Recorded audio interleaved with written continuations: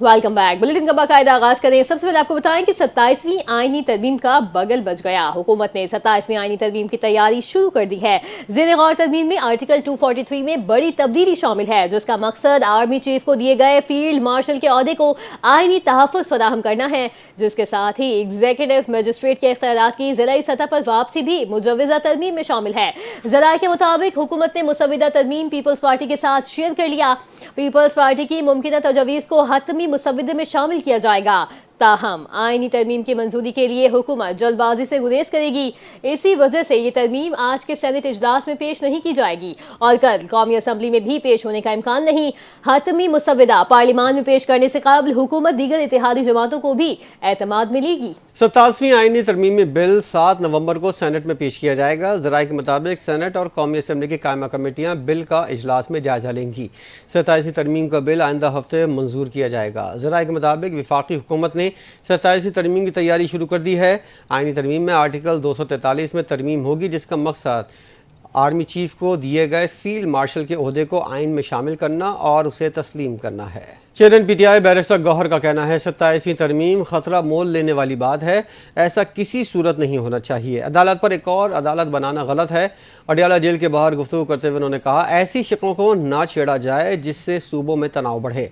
आइन में दर्ज है, किसी सूबे का हिस्सा कम नहीं होगा। बैरिस्टर गौहर ने कहा बानी से मुलाकात के बाद 27वीं तरमीम पर राय देंगे। 18वीं तरमीम रिवर्स करने से रियासत और जमहूरियत का नुकसान होगा। सदर मुमलिकत आसिफ अली जरदारी ने कहा कि कतर की बसीरत अफरोज क़यादत का शुक्रिया अदा करते हैं, जिन्होंने आलमी सतह पर समाजी अदल मसावात के फ़रोग़ के लिए कॉन्फ्रेंस मुनक़्क़िद की। उन्होंने कहा कि ये इजलास समाजी इंसाफ, मसावात और इंसानी वक़ार के लिए आज़म का इजहार करता है। पाकिस्तान ऐसी दुनिया का ख़्वाह है जहाँ तमाम अफराद को उनके हुकूक़ के साथ ज़िंदगी गुजारने का मौका मिले।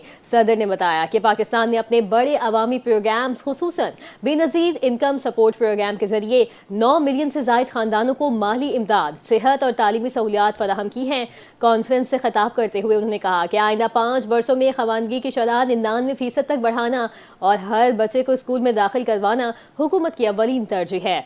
सदर जरदारी ने कहा आलमी सतह पर तरक्की और सरमायाकारी के मौके पैदा करने के साथ साथ पाकिस्तान और कतर की 2 तरफ़ा शराकतदारी को मज़ीद मुस्तहकम करना चाहते हैं। ख़ास तौर पर पाकिस्तानी वर्क फोर्स और जुनूबी ताउन के ज़िले एहतमाम सदर ने कतर में इज़राइली जालियत की मज़म्मत करते हुए कहा कि इन खित्तों में अमन और इस्तेहकाम के लिए मुश्तरका आलमी कोशिशें जारी रहनी चाहिए। पाकिस्तान इसकी मुकम्मल हिमायत करता है। सदर जरदारी की ताजिकिस्तान के सदर से मुलाकात हुई। तिजारत, सरमायाकारी, दिफा में 2 तरफ़ा ताउन पर फ़रोग़ देने के अज़म का इयादा किया गया। सदर जरदारी ने 2024 में दस्तखत शुदा स्ट्रेटेजिक पार्टनरशिप मुआहदे को दोनों ममालिक में ताल्लुक़ात की गहराई का मज़हर करार दिया। आसिफ जरदारी का कहना था पाकिस्तान ताजिकिस्तान के साथ तारीख़ी, सफ़ाफ़ती और लिसानी रिश्तों पर मबनी ताल्लुक़ात इंतहाई अहमियत देता है। सदर को UN सेक्रेटरी जनरल से भी मुलाकात हुई। आसिफ जरदारी ने आलमी चैलेंजेस से निपटने में UN सेक्रेटरी जनरल की क़यादत को सराहा। नायब वज़ीर आज़म और वज़ीर ख़ारजा इसहाक़ डार ने पाकिस्तान की पहली Google Chrome book assembly line का इफ्तिताह कर दिया। इफ्तिताही तकरीब से खिताब करते हुए इसहाक़ डार ने इस इक़दाम को पाकिस्तान के डिजिटल सफ़र का एक अहम संग मील करार दिया। उन्होंने कहा कि क्रोम बुक की मकामी तैयारी से आवाम को डिजिटल टूल्स तक सस्ती और आसान रसाई हासिल होगी। ख़ास तौर पर तालीम के शोबों में इससे नुमाया फ़ायदा पहुँचेगा।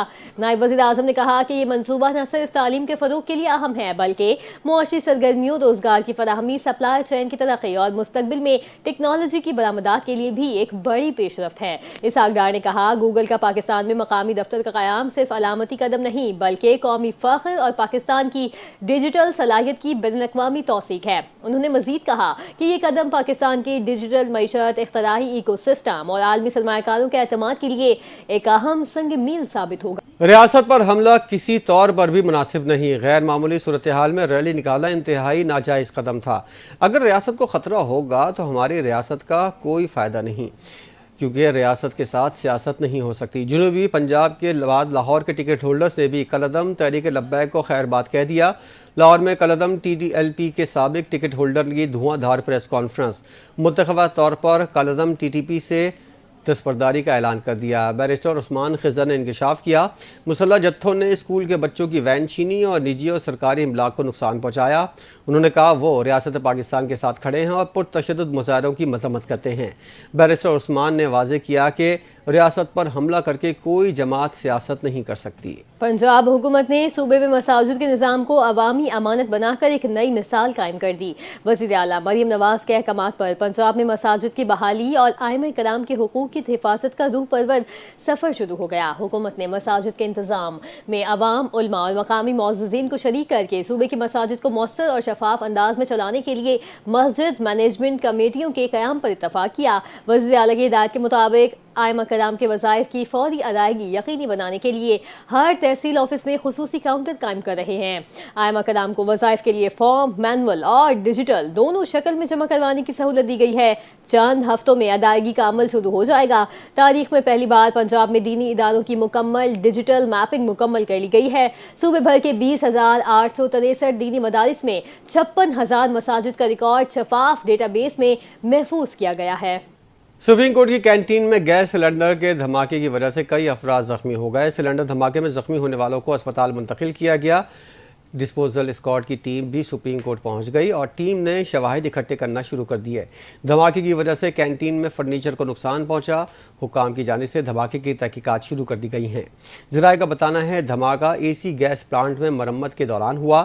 دھماکے کے دوران 4 افراد زخمی ہوئے۔ ذرائع کا کہنا ہے دھماکہ اس قدر زوردار تھا کہ وکلاء عدالتوں سے باہر اپنے کمروں سے آ گئے۔ پی آئی اے کا فلائٹ آپریشن دوبارہ بحال ہونے کی طرف گامزن ہو گیا۔ پی آئی اے کی انتظامیہ نے متبادل انتظامات کے تحت فلائٹ آپریشن دوبارہ شروع کر دیا۔ پی کے 245 اسلام آباد تا دمام اور پی کے 761 اسلام آباد تا جدہ کی پروازیں روانہ کر دی گئی، جبکہ دیگر متاثرہ پروازوں کی ٹیک آف کلیئرنس بھی جلدی سے فراہم کی جا رہی ہے۔ انتظامیہ نے واضح کیا ہے کہ ایئرپورٹ پر کسی بھی طریقے کو مسافروں کو مزید مشکلات میں ڈالنے، پروازوں کی روانگی میں رکاوٹ ڈالنے کی اجازت نہیں دی جائے گی۔ صوبائی وزیر برائے اطلاعات و ٹرانسپورٹ شرجیل انعام میمن نے اعلان کیا کہ حکومت سندھ خواتین کو مفت پنک اسکوٹیز فراہم کرنے کا دوسرا مرحلہ جلد شروع کرے گی۔ اس سلسلے میں خواتین کو اپیل کی گئی ہے کہ وہ ڈرائیونگ لائسنس بنوائیں، تربیتی کورسز میں حصہ لیں اور رجسٹریشن کروائیں۔ وزیر نے بتایا کہ محکمہ ٹرانسپورٹ مفت ٹریننگ اور مفت لائسنس کے ساتھ ساتھ طالبات اور ملازمت پیشہ خواتین کو اسکوٹیز فراہم کرنے کا ارادہ رکھتا ہے تاکہ ان کی روزمرہ سفری ضروریات آسان ہوں۔ پہلے مرحلے میں اس منصوبے کو عوام کی جانب سے غیر معمولی پذیرائی ملی، جہاں درجنوں خواتین نے ڈرائیونگ سیکھی، لائسنس حاصل کیے اور پنک اسکوٹیز استعمال کرنا شروع کی۔ انہوں نے مزید کہا حکومت شہریوں کو سستی، محفوظ اور باوقار سفری سہولتیں فراہم کرنے کے لیے people's bus service, pink bus service, electric bus service اور اب پنک اسکوٹیز جیسے اقدامات کر رہی ہے۔ خواتین کو سماجی اور معاشی طور پر بااختیار بنانے کو اپنی ترجیح قرار دیا گیا ہے۔ چیف سیکرٹری کی ہدایت پر صوبے بھر میں ڈینگی سے بچاؤ کے اقدامات تیز کر دیے گئے۔ کراچی کے 150 یونین کونسلز میں فیمیگیشن اسپرے مکمل ہو چکے ہیں۔ 322 گھروں میں انڈور اسپرے کیے گئے۔ کنٹرول روم کو موصول شکایات بھی حل کر دی گئیں۔ حیدرآباد میں 30 ہاٹ اسپاٹس کی نشاندہی کی گئی، جہاں 7,057 گھروں کے 17,008 کمروں میں اسپرے کیے گئے۔ 2 نومبر تک ضلع بھر میں 2,241 اسپرے اور 3,698 عوامی آگاہی سیشن کیے جائیں گے۔ اسپتالوں میں ڈینگی مریضوں کے لیے 340 بیڈز مختص کیے گئے ہیں۔ ضلعی ٹیمیں 24 گھنٹے سرگرم عمل رہیں گی۔ صوبائی وزیر علی حسن زرداری کا سینٹرل جیل کراچی کا اچانک دورہ۔ صوبائی وزیر علی حسن زرداری نے قیدیوں کو دی جانے والی سہولیات کا جائزہ لیا۔ جیل میں علاج، کھانے، پانی اور صفائی کے انتظامات چیک کیے گئے۔ صوبائی وزیر نے مختلف حصوں کا دورہ کیا اور قیدیوں سے ملاقاتیں کی۔ صوبائی وزیر علی حسن زرداری نے قیدیوں کی طرف سے دی گئی تجاویز اور مسائل خود سنے۔ کورٹ پروڈکشن ملاقات اور قانونی امداد کے معاملات پر بھی گفتگو کی گئی۔ صوبائی وزیر نے اوور کراؤڈنگ پر انتظامیہ کو سخت احکامات جاری کیے۔ شہر قائد کے مختلف علاقوں میں ٹریفک حادثات میں 2 شہری زندگی کی بازی ہار گئے، جبکہ رحمان آباد میں گھر سے میاں بیوی کی لاشیں ملی۔ تفصیل بتائیں گے عارف حبیب اس رپورٹ میں۔ شہر کے مختلف علاقوں میں ٹریفک حادثات میں 2 شہری اپنی زندگی کی بازی ہار گئے۔ لانڈی اسپتال چنوں کے قریب تیز رفتار ڈمپر نے 2 نوجوانوں کو کچل دیا، جسے کاشان جاں بحق اور جواز زخمی ہو گیا۔ لاش اور زخمی کو اسپتال منتقل کر دیا گیا۔ رات گئے تیز رفتار ڈمپر کی ٹکر سے شاہ سیب جاں بحق اور اس کی اہلیہ زخمی ہو گئی۔ رحمان آباد میں گھر سے میاں بیوی کی لاشیں برآمد ہوئی۔ پولیس کے مطابق شوہر نے بیوی کو ذبح کر کے خودکشی کر لی۔ پولیس کا کہنا ہے کہ واقعے کی اطلاع مقتول ان کے بچوں نے دی۔ ادھر ملیر پولیس نے 2 ماہ کی کارکردگی رپورٹ جاری کی۔ پولیس نے 2 ماہ میں 27 مخلص مقابلے کیے، جن میں 43 ملزمان گرفتار کیے گئے۔ ملزمان میں اسٹریٹ کرمنل اور دیگر کرائم میں ملوث ملزمان شامل ہیں۔ امریکہ نے اقوام متحدہ کی سلامتی کونسل سے درخواست کی ہے کہ غزہ میں ایک بین الاقوامی سیکیورٹی فورس ISF قائم کرنے کی منظوری دی جائے، کم از کم 2 سال کے لیے تعینات رہے گی۔ امریکی ویب سائٹ کے مطابق امریکہ نے UN ایسوسی ایشن کے رکن ممالک کو ایک ڈرافٹ قرارداد ارسال کی ہے جس میں فورس کے اختیارات، ذمہ داریاں اور قیام کی تفصیلات شامل ہیں۔ رپورٹ کے مطابق force Gaza board of peace کے مشورے سے تشکیل دی جائے گی جس کی صدارت امریکی صدر ٹرمپ کریں گے۔ ڈرافٹ کے مطابق فورس کو غزہ کی سرحدی سیکیورٹی، عام شہریوں، امدادی راہداریوں کے تحفظ کے اور علاقوں کو غیر عسکری بنانے کی ذمہ داری سونپی جائے گی۔ فورس کو اختیار ہوگا وہ اپنے مینڈیٹ کی تکمیل کے لیے بین الاقوامی قوانین کے مطابق اقدامات کرے۔ اسی کے ساتھ ہی نیوز بلیٹن سے فی الوقت اتنا ہی۔ مزید خبروں کے لیے دیکھتے رہیے NTN نیوز۔